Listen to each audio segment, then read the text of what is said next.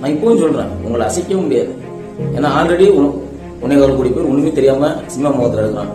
இன்னும் ஓட்டு இல்லாம 17 வயசுக்கு உட்பட்டவங்க இன்னும் 1 கோடி பேர் புரிதல் இல்லாம இருக்கலாம். நீங்க மொத்தம் இந்த 2.25 கோடி பேர்த்தையும் திருத்தங்காட்டி உங்களுக்கும் அப்படியே கிட்டத்தட்ட காலம் அப்படியே 70-80 வயசு வரைக்கும் போயிடும். அதனால இது காலத்தின் கட்டாயம், சாபக்கேடு. இன்னும் ஓப்பனா சொல்ல போனா இந்து முறைப்படி சொல்ல போனா இது கலியுகம், தகுதி இல்லாதவர் தான் நாட்டை ஆளுவாங்கன்னு சொல்லுவாங்க, புரியுதுங்களா?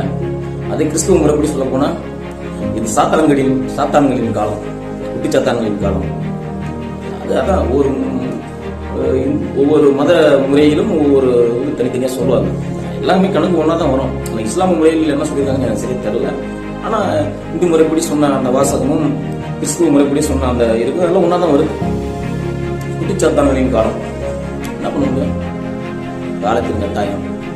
கண்டிப்பா உங்க சைடு டிவி தொடர்லாம் கண்டிப்பா அவங்க பேசி தான் கேட்பாங்க. அது 20 வருஷம் ஆனாலும் 30 வருஷம் ஆனாலும் நீங்க அதை பத்தி பயப்பட தேவையில்லை. ஏன்னா உங்களுக்கான காலம் தான் இது. அவங்களை திருத்த முடியாது. அதுதான் உங்களோட பெரிய பிரச்சனை.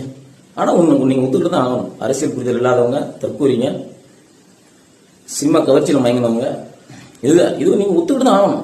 ஆனா நான் உங்களுக்கு தோல்வியெல்லாம் கிடையாது. ஏன்னா அவங்களை திருத்த முடியாது. மறுபடியும் அவங்களே ஓட்டு போடுவாங்க. அப்படியே வந்துட்டு இருக்கும்.